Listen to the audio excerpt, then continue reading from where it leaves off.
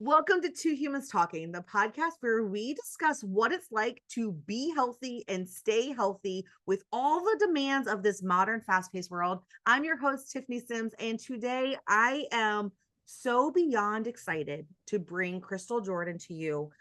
Crystal has such a special place in my heart. She part of what she does, she is giving women a place to have a voice, and she does that in so many different ways. And one of those ways is her becoming her magazine, where she was my first magazine feature. Your magazine is the first place that my story really got out into the world in print form. And it was just such a cool experience of me becoming her, being featured in becoming her. It was like such a full circle moment for me. And so I am really excited to bring your voice and your messages and what you've learned in this crazy world to other women, because you are such a gift. And so, Crystal, thank you so much for being here. Thank you for having me. Yeah, she was. We featured her last year, and it was our first year, and we was excited to feature her. We feature all women. I just want to make that very clear. I know I'm an African American, beautiful Black woman, but we feature. It don't matter if you're Caucasian, Indian, Australian. We will still feature you, and Your of course, Black we girl still feature magic Black women. shines so Yeah, bright. It's not funny. thank you. You're welcome. Because I'm telling you, it's important that when we are featuring women, we're not just focusing on one story. We focusing on every woman's story. Because at the end of the day, every woman has a story, and that's really the truth behind Become Her magazine. Of course, you may see Black women on the cover, but be mindful. We live in Atlanta, which is the mecca of Black people. So that's where I live. I live Moving in and Atlanta, grooving. Georgia. So, but be ready to see more diversity in our magazine coming. It's already started, but I coming love that. 2025, y'all will see more different, beautiful women of that are not of color on our covers. I love that. I think we have to grow through some of our seasons too. And sometimes we need to see ourselves in order, like, we need to be able to see ourselves in positions of women that are winning before we can see other people winning too. And so I love how it's all shaping together for you. And so as we jump in, today we are going to talk about what it's like to be a mom, to be a woman who is not just advocating for herself, but advocating for her children, advocating for her special needs children, and all that goes with that on top of just the mom stuff. And so before we jump in, and before we make all the women listening to this podcast feel seen, like And seen, heard, oh seen my and goodness, heard. I want you to share, like, who is Crystal Jordan and how did we even get to a point where we're having this conversation right now?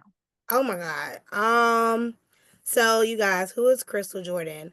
I am an autism advocate. I am a sister. I'm a friend. I'm a daughter. I'm a cousin. I'm a niece. The reason I started there because before I was a mom, I was these things. Now I was not an autism advocate first, but I am more than a mom, and that's also part of my platform. I'm more than a mom, so I don't always start with mom. Now I'm a business owner. I also am an author. And of course, I am a mom to a beautiful boy named a handsome boy named Zachariah. Um, he is the reason why I started advocating for autism and learning what autism is. He's the reason I wrote my first book, which is dedicated to autism. But as I grow into my seasons, I'm going to write more books that's not about autism because I'm growing as a person and I'm more than just an autism advocate. I'm a business owner. I'm a magazine owner. And beyond that, I'm a woman of God. So that's who I am, y'all. And my birthday's on Christmas. Yeah, I really enjoyed watching you step into that identity of being this woman of God. So I believe in universe, I believe in the source, I believe that everyone's God is the same thing at the end of the day. We just come at it from a different lens through different experiences. And I have watched you really lean into your faith and your belief in God over the last year, in how you dress, how you talk, the type of people that you hang around. And so I just want to see you for a second.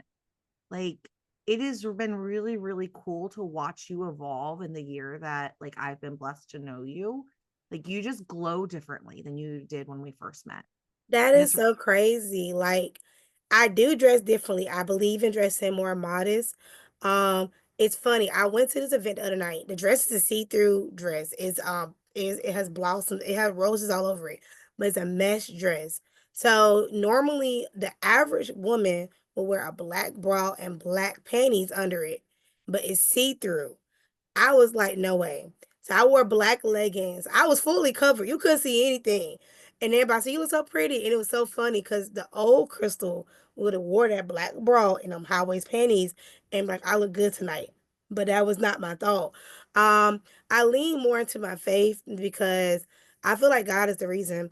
I stepped away from God for 2 years. I went into a different, it's not even I went into a spirituality, like don't want to say witchcraft. I don't feel like I never did witchcraft, and but I was in that realm, and I had an ex best friend told me she put a hex on her baby daddy's family, and to me, that's in that moment, it sounded so demonic. It scared me back to God. I that's the truth. you're like, you know what? I need a timeout and to evaluate my life. And she said it in the middle of me having therapy with her because at that point in my life, I was trying to focus on healing. And in that point, I realized with that particular friend that something was off for her. Didn't know what it was. And I said, let's have therapy together. Now, before all that, I didn't know she had a hate chat about me. I didn't know she hated me. All of this, didn't know this. But in that meeting with my therapist and her, when she was talking about what she did, I was like, oh, I need The time God, out. this is not for me. And I Yeah. went right back to him. And this year along, I've been trying to pray more. I've been I'm not consistent at reading my Bible, but I'm trying to be more consistent reading my Bible. I'm trying to be more intentional who I let in my life. I'm praying for people who I want to say in my life. And every year I personally do the same prayer around this time of year. I pray for God to remove people out of my life that He no longer feels service me. Every year He shocks me who He removed. It's like God. I wasn't ready, but now I'm in the season. I'm like, I'm ready. And it's Right. funny, Same on thing. the Becoming Her magazine, I realized I am becoming her. I've been evolving since owning the magazine. It's so weird. Like the way I dress, the way I talk, everything you just said is so true because owning a woman empowerment magazine, you have to grow with that. It's no way you can own this magazine, empower other women, and I'm not growing. I have to grow. I want to pause on that for a second because our friends who are listening right now, they might be holding on thinking like, where are we going with this? Maybe they believe in God, maybe they don't. And they're like, what does this have to do with like being and staying healthy in a modern fast-paced world? And what you just said about the becoming her part, it's a never-ending process. Like, from the time we were one to the time we were two, we were becoming a 2-year old. Then we were becoming the person of a 3-year old. And Right. throughout our lives, we're always becoming the next stage. And Hmm. for some reason, when we become adults, we're supposed to be able to, we assume that we're supposed to snap our fingers and we're supposed to know everything and be No. everything. And it's supposed to look the way it always looked. And it's just supposed to be locked in. And the truth is that true health is that harmony between your physical and mental, emotional, spiritual health, your relationships that are important to you, and the way Mhm. you earn money. Because whether you like it or not, like with if you are not financially secure, life is stressful and that adds different obstacles to your day to day that lead to unhealthy habits, right? I agree. So that whole concept of just like, I am always me today, but I am always becoming the woman I am going to be tomorrow is so vital to my identity now. And Yeah. I realized that like that had like, it's always been there. I just wasn't aware that that was what was happening as I was going through school and high school and getting my You first didn't unlock job. it. You didn't Yeah, know. You didn't right. unlock it. Getting those promotions, like all the steps were the same, but I just didn't have what that bigger picture really meant until now. Mhm. And so I really do hope if you're here and you're still listening, you're trying to figure out like if today's episode is for you, anchor into that for a minute. Who have I been? what had to change in my life to become the woman I am today? And Right. kind of like take that hat of like those sunglass lens of, I always talk about like putting on a different pair of sunglasses of like, how can I use these women's stories to really see my potential to change the things that are breaking my heart today and exhausting me, the things that I don't really know what I'm doing and are leading me to like have my pillow collect my tears at the end of the day as we continue the conversation. Because I'm sure that when you even had Zachariah, you didn't know what being a mother was. You had an No. idea, but what that really meant. And so, like, let's go back to that transition. When the day he was born, like, and the days following, like, what did that transition really look like for you? Okay, so I'm gonna be super honest with y'all. Let's do it. So when I was pregnant, I was depressed. I was super depressed my whole pregnancy. Can't get no real in that. Um, I was not So happy. real. I had my best friend. I will forever be in debt to her because I actually shut down. And I shut down in general when I'm not okay, but I shut down completely. I didn't talk to nobody, I was calling nobody, I was answering nobody phone calls. You will have to physically come to my apartment and come see me. So my best friend, she would knock on the door. I'll have no clothes on. I'll be like, "What do you want?" It'd be her and her husband. And I'll be like, "Let me go put some clothes on." And she would just pop up and check on me. So that transition to me becoming a mom was very depressing. When I had my son, I was not trying to get attached to him. And I know people gonna be like, that's postpartum. Well, before when I was pregnant, they told me it was a 50-50 chance. I was high risk. He may be a stillborn, he may be special needs. You know? Mm. So I was like, okay, well, I'm not gonna get attached to this baby. But that was maybe 6 months into my pregnancy. But before that, I was already depressed. So that didn't defer me from me, that didn't transition me to being depressed. I was already there. My son's father, um, I'm gonna say it with as much respect as I can because he apologized and I forgive him. He was not the nicest when I was pregnant. It was my first child. It was his fifth child.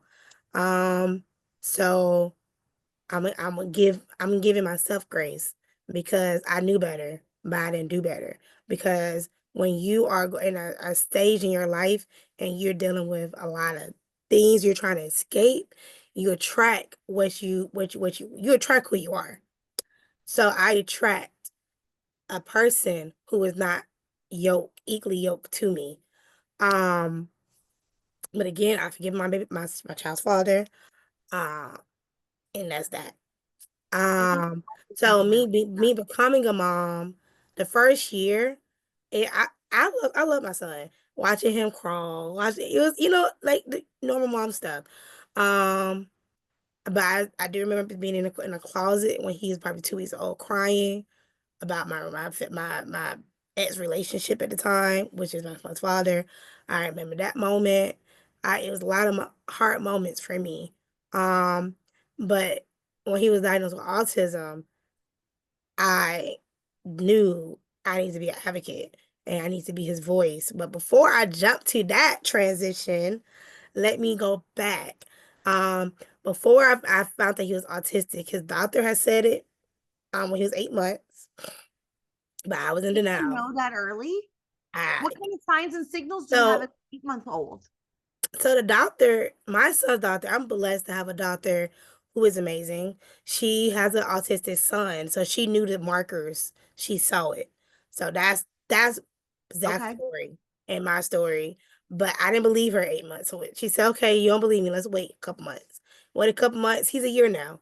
He's still not hitting he's not hitting his milestones at this point. I said, Wait, I have "Oh, a question. sure." What some of the like, no, no, no, I want to wait. Was it stigma of what that meant? Was it fear of what that meant? Like, where was the hesitation of like allowing him to be labeled? Like, what was really happening in that hesitation? That's a good question. Never been asked that. So, me being an African American Black woman, number one, growing up, when you would hear the R word. I don't say the R word. About never even say it. You know what the R word is.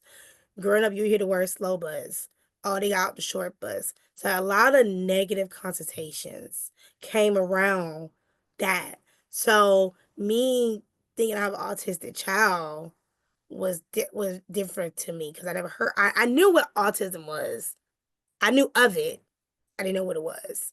Let me Mm, retract that statement. I didn't know what it was. I knew of it because at the time, my best friend, her cousin's autistic, so I seen it in little moderations, but I didn't know what it was. So I didn't want that for him. And at that point, I was not educated. I was not diverse into this subject yet. So then my best friend said it. I think he's autistic.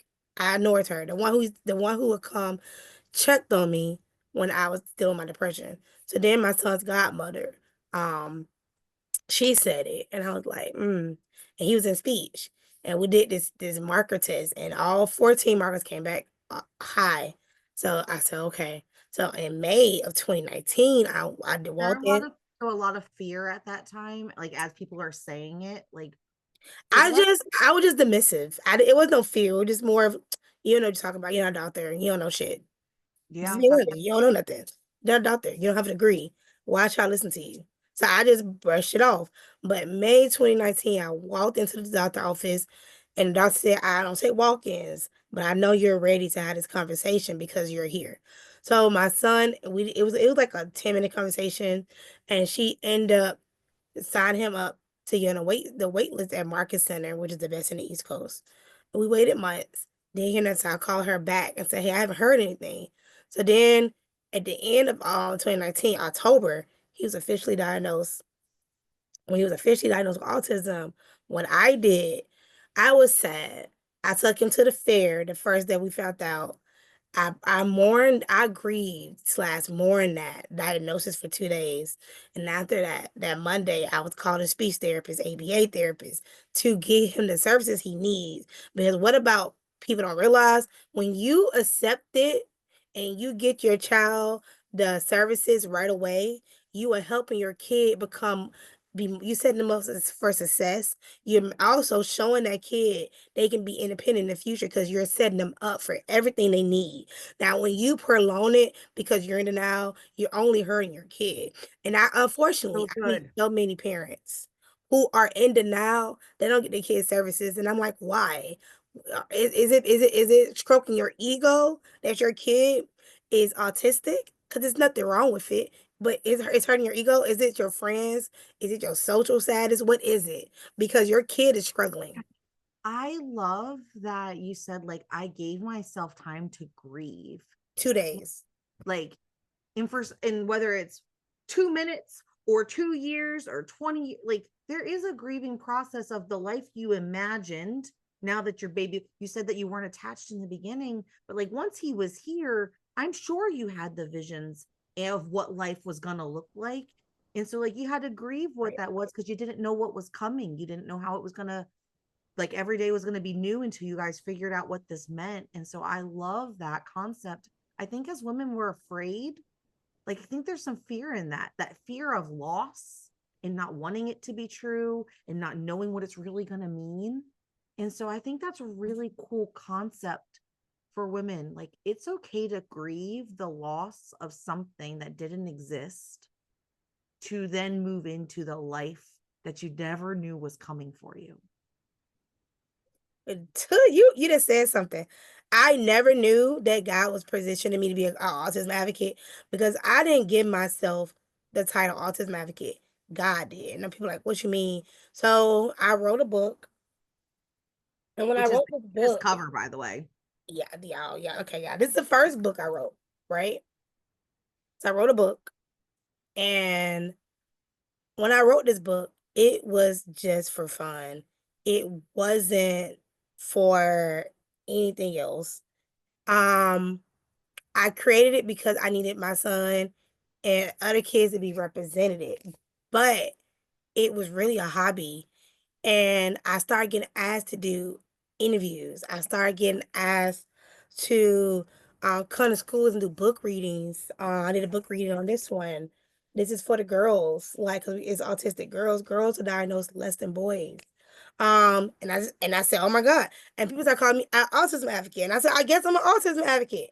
God gave me the title and people gave me the title. I did not originally start calling myself an advocate. I used to always say in my interviews, I'm not an expert. I'm not an advocate. I'm just a mom on a mission.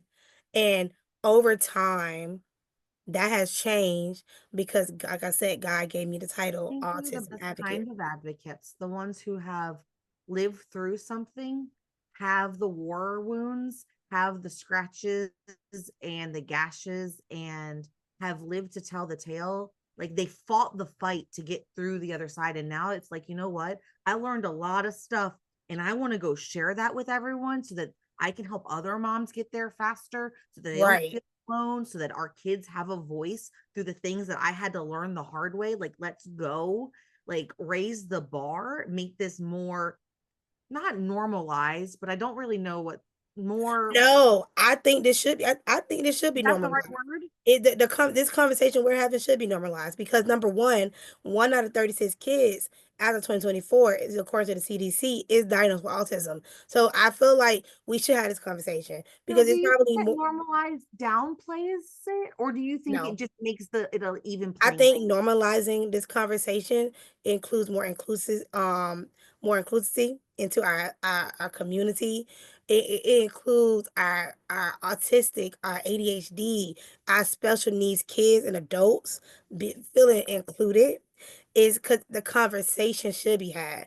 Is somebody in your family who's probably autistic or has special needs? You probably know somebody that has special needs, but the issue comes in when society don't know how to treat them, society don't know how to talk to them, and society treat people with disabilities less than. So I think this conversation is 100% Love that. needed. I love that because when I said normalize and I couldn't find a better word, the No, you're thing fine. running through my mind were I don't want to downplay this. Right. I don't want to minimize the experience because like there are unique challenges to having autism, to being a parent to someone with autism, being a loved one and a caregiver to someone with autism or other special needs. And so like I felt by saying normalize, like I was taking away all of the things. And so it was really nice to hear that like no, I don't want special treatment. I want it to be normal and I want it to be a part of the everyday where we don't And always there's nothing wrong with what you said. It's beautiful. It's beautiful because I agree with you. It should be a think part that of way when normal do you think conversations. yeah, do you think people in similar situations as you or circumstances as you would feel the same, or do you think that they want it to be spotlighted with the special treatment and the red carpet because it is hard? I'm going to answer this question with so much compassion and empathy. I would hope anybody who's in my situation will want our communities to have these conversations. I would hope anybody listening to this conversation will want our kids to be able to go to, I'm going to say, a trampoline park and still be feel included. I would hope they would not want our kids to feel alienated from neurotypical kids. What is a neurotypical kid? A neurotypical kid, I don't use the word normal, is society standard or normal. I want our atypical kids like my son to feel included. I don't want him to feel like, oh, I did something wrong or I can't do no. I will hope the parents, the grandparents, whoever in my situation will be like, I agree with Crystal. I agree with what she said because it's so many times I went out about 3 weeks ago and my son was mistreated, right? And I treat my son as my client in the school system, and when we out, I'm his mom. And I was a mom. I was not an advocate in that moment because the lady she had me messed up in my head. But I knew that my work is far from done. I haven't even touched the surface because these conversations need to be had for other people who do not know what autism look like to know how to treat my son, the next person, the adult. These conversations are needed. I love that so much. Thank you. The I have ADHD, and so one of my love languages is relating.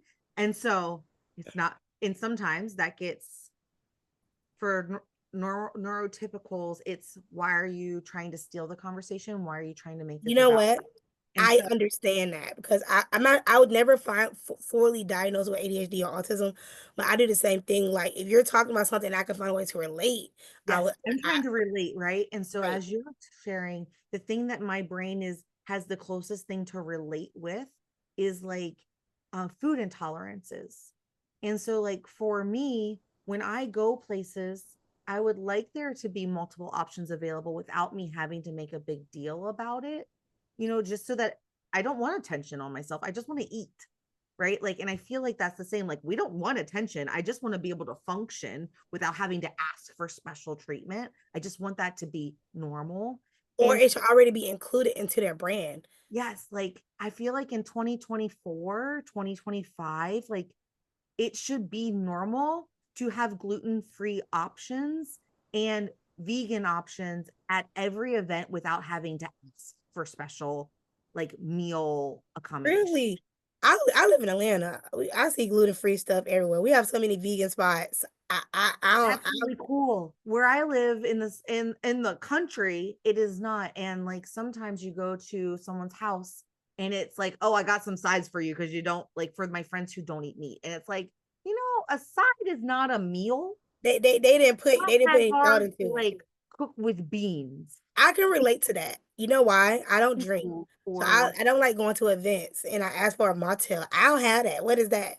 I have alcohol. I just said I don't drink. I don't drink. Or are people assuming that you're sober because you don't drink? I don't know what your story is. I don't really drink Yes. either, but Yes. I don't like the He, way I feel. oh my God. The most craziest I'm thing not that ever, sober. I'm not, right.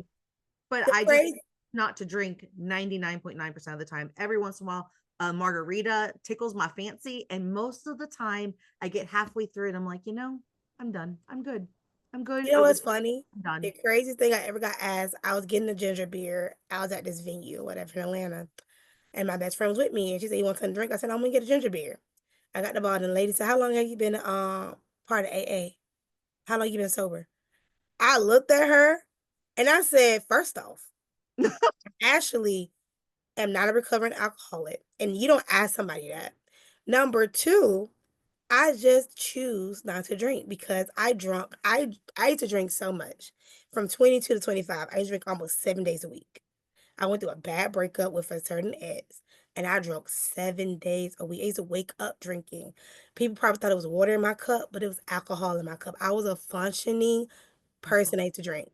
I don't but I wasn't belligerent or anything, but that was my 20s, and I feel like you both do that in your 20s, but I don't have it. I'm 35. I mean, I'll be 35 in December, so I have no desire to drink. So when I go out and I do drink, non-alcoholic, people give me a face.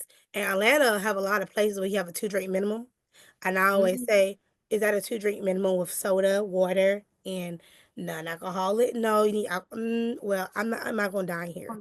Enjoy that. Like for me, the no drinking thing really truly is. I've spent the last 3, 5 years. I don't really know what the number is now. It happens slowly and unconsciously.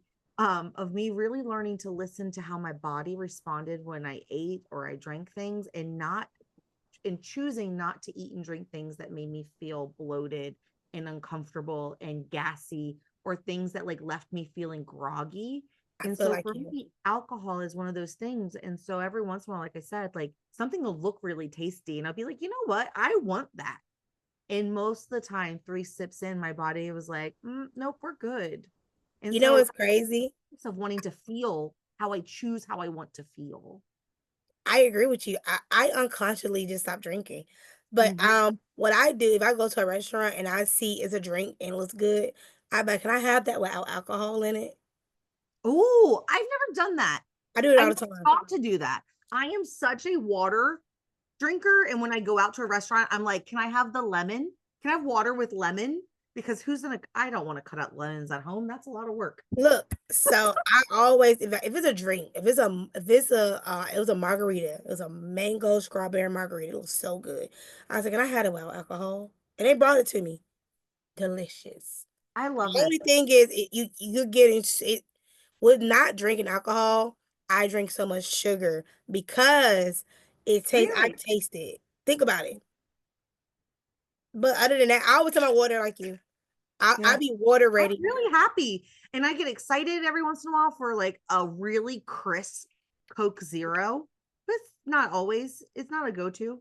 Um, but yeah, and I just so we were talking about like the advocacy. I very much can go down a rabbit hole real quick. And I love Okay. this because you know what? I think more women need to hear these conversations about like what is it like to listen to your body, what is it like to pay attention to the inputs coming from the outside world and how you step into those, whether it's with food and alcohol or advocating for yourself or a loved one, and how do you normalize that in a way where it's just so normal and it's people don't ask you questions or try to dig in and get deeper and what does it really mean, but it really is just part of the oh okay, and you move on and you say things like oh the the handicap restroom for the person with the wheelchair, oh it's down the hall and to the right, if you need anything let me know, or those things are here available for you, if there's something you need just let me know, I'll make sure that we get it for you, like without it needing to be like this red carpet spotlight, like bow down to me to make a big deal. Like I don't want to feel different, I just want to be a part of the group. I think where we should start is just start. If you own a business, just start. If you are a business owner, just start. If you're a family member, advocate for that family member. If the mom is unable to, the dad is unable to, or the dad hasn't accepted it, just start. Just I start. love You need the voice. Like when it comes to like businesses for the autism part that we're discussing, have a sensory room, a room where it's or have a sensory day. Have a or bring in a like myself and let me find the holes in your business where we can implement a new strategy for we can have autism into your business where they can come and feel love and supported. Because that's all the community need. We just need love and support. And then we yeah. also need, now this is gonna be controversy. All right. So we also need for you guys to understand the puzzle piece as well. I understand it. I did the research. I need business owners and people who want to support autism awareness and acceptance to do the history on the puzzle piece and understand why a lot of people on the spectrum don't support it, why some Oh, people tell do me more. support it. This is new concept to me. I do not know what you're Okay. talking So some people don't support the puzzle piece because the man who created it was created in 1967, by a parent. And he, in the puzzle piece, the original puzzle piece, it is a kid crying inside that puzzle piece. So when you look at the puzzle piece, that's not happiness. That's not a place where it's love. Like it the now we know people are trying to take the puzzle piece back and make it positive. And another thing that when you look at the puzzle like a piece, rebrand. it's We're just gonna rebrand people it. try, but a lot of people are not for it. When you also look at the puzzle piece, a lot of people feel like you're saying they're missing a piece of them. Oh, Yeah. I used to use the puzzle piece a lot. I don't. And my son love puzzle pieces. I look at it in a different point of view as you're not missing anything. This is an extra piece of you that is so important that we understand. But I need when we having these conversations, I want people to include autistic people, include the advocates who are really advocating for for that set of people. Do not make decisions in your business or in your community if you don't have nobody there to talk to about it that understands the day in their life. that. We have so many warriors and advocates who are like making up things of what they think should be the answer in all areas. And then you go back to the people that it impacts and it's like actually I don't care about that, like that's not a big deal. What if you're going to fight for something, could you fight for this, that, or the other? But we have so many warriors who Right. are not helping, but yet it makes them feel better to And you fight. know what's crazy? With me being an I can't autism believe I advocate, just said that out loud. That is so no, sexy, but it's true. no, it's not messy. I'm gonna tell you why. I talk to autistic people all the time, and one of them in particular, she said to me a couple years ago, she said, "You're the one advocate I have met who cares about my voice." and you do it in such a elegant and poised way that I know that you actually care. Most advocates who claim autism awareness, and I have seen it myself, they don't really care. They just care about getting their name out there, getting their clout, and getting in, and they're using this autism as a way to make a profit. Anybody who knows me, no, I am not wealthy. I am not rich. Well, I'm just making you're it day full to of day. wealth and you are a rich human. Hold on, we need a timeout on this. I've had enough interactions with you. You are a very wealthy, rich individual. Thank you. I appreciate that. But when it comes to being an advocate, how can you advocate for somebody in that community and you never talk to that community? That is crazy. I talk to autistic adults because one day my son is going to be an adult. So I need to understand what's look for. Am I doing the right thing right now? What, like, I even asked, this conversation is on my podcast, what is ABA to you? I know some people don't agree with it, some people do agree with it, but I came to conclusion that the people who don't agree with it is because their families or their providers try to make them neurotypical. And I don't believe in trying to make my son like everybody else. He is who he is, and I need to understand who he is and work on that. The only thing I need to focus on is redirecting his behaviors that can harm him in the future and harm other people. And That's I it. think that's true for every human. I Mhm. don't know what a neurotypical is because I haven't met two humans that are the same, period. Neurotypical is somebody who's not diagnosed with any like you're neurodivergent because you have ADHD. I would be considered neurodivergent because I'm pretty sure I have ADHD or I'm autistic.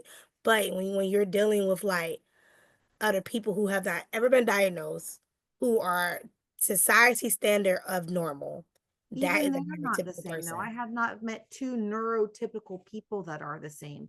Everyone has their own way of I being, agree with that. way of thinking, their struggles, the things that they have to overcome. Mhm. Maybe the mountain is different, but Right? none of this is something I've been toying with a lot recently. Like we talk all the time about like trying to fit things in boxes and normalize in the way of like making everyone like a certain shape, square, circle, Right? them in this box. But honestly, across the board, every if you Mhm. put every human on the table, there is not a single one of us that is the same. Of And so it's course. very strange to me how like what normal has been classified as like became normalized. You know what? I never really, I don't even see if I wrote it in here. I don't even think I never, I have a glossary in the back of this book. Let me see what I put for neurotypical. No, I didn't put it in the book. Nope, I did not. Nope, I just know the definition by heart, but nope. Mm-mm. What is on your brain right now? What is your brain thinking about? So I feel like number one, um, I hope that whoever listens to this episode, they take away from us being super authentic in this story. And if they are in a situation and they're trying to figure out their kid's autistic, I pray that they become their child biggest advocate, because if that's the number one thing I tell parents all the time, you have to be your kid biggest advocate or the adult biggest advocate. Um, so I don't know. That's what I'm thinking in my head. So that's what I'm thinking. Oh, I love that so much. Thank you. As we are wrapping up, I would love for you to share how people get your resources, the books, the Okay. IEP plans, how Okay. they connect with you, because I think that for, especially for moms who are in the trenches right now, trying to find out how to take a breath that works best for their family, that those are really great resources for them. Okay, so we're gonna get right into it, y'all. It's gonna be really quick. So, you guys, I created a new system. I call it the IP system. It's the IP support system for parents. So you'll get a binder like this. And in that binder, me and you will have a consultation and we'll go over your kids' vision statement. I'm gonna read a few things off here. What is a quote I came up with for my son? It's called With Guidance. My quote is with guidance. patience, and belief, I can rise to my fullest potential and achieve more than I ever imagined. Crystal Jordan. And then I'll also become with your vision statement. For example, I'm gonna read just a little bit of mine. As an advocate for my son, Zachariah Hur, I envision a future where he thrives in independence and equipped with essential life skills like toileting, writing his name, and confidently asking for help. And then you have your strengths. We will talk about what I'm working on, what works for me. One thing that worked for my son is pure modeling. So we will just have that consultation and figure that out. And then what doesn't work for your child, like what doesn't work for Zachariah, and additional focuses. Like additional focuses for me is emotional well-being. What Um, an amazing resource. Thank you, you guys. And then that was it. And then also in the research book, it'll be like a little pages. You would take this to your IEP meetings, you write notes. Trying to be mindful of out my notes because it's actually his binder. And that's it. This resource is super important because the IEP support system is designed to help each parent individually. You can't go on my website and it's order and you get it right away. A conversation has to come with that, and we have to talk about what can we do to make sure your child IEP is amazing. Also, How do if they you grab that from you? you go to my website, zachariahword.com, or you can email me at crystaljordan@advocate@gmail.com. And if you want to purchase my books, just like you, or I am awesome. The I am awesome series. I have one for boys. I have one for girls and one for children. It's all for autistic kids. You go to you go to zachariahworld.com, or you can go to Amazon. You can go to Barnes and Noble, Walmart.com, and you can purchase all of my books. But if you do want the IEP support system, that is not on my website yet. That is exclusive just for Tiffany. You guys, but that drops in the beginning of December 2024, and the consultations do come with that. The price is going to be affordable, but I have to be able to talk to you and talk about your kid. So it's going to be affordable, but it's not going to be super expensive. It's going to be in between 100 and Gonna 300. be exactly what you need to get the results that you need for your family. Exactly. So that's pretty much it, you guys. And you can follow me on Instagram at I am Crystal Jordan. You can email me again at crystaljordan@advocate@gmail.com. And you can reach out to me on all social medias. It's I am Crystal Jordan. Cool. And I will link the website below. So it'll be really easy for you to go connect with her instantaneously. And as we are wrapping up the show, what is the one thing that you want her to know today? Okay, one thing I want her to know today: you are loved, you are enough, and I want you to advocate for your kids. Ah, that is so beautiful. And with that, Crystal, thank you for being here. That's Two Humans Talking. I will see you next time. Bye. Bye. Thanks for watching. I hope you found this episode as inspiring and actionable as I did. If you're ready to stop just surviving and start living a life where your health, your relationships, and your career work together without the burnout, then it's time that you join the Modern Women's Society. Inside, I'll walk you through my life GPS system, a proven blueprint to help you have it all while thriving. You'll gain tools, coaching, and the kind of clarity that brings big dreams to life without the stress, overwhelm, guilt, and shame that the modern woman is used to. We're going to create a life where you feel energized and excited to wake up every day and fulfilled when you put your head on the pillow. Click the link below to learn more and join countless other women who are redefining success on their terms. Because the life you've dreamed about is closer than you think. I'll see you on the inside.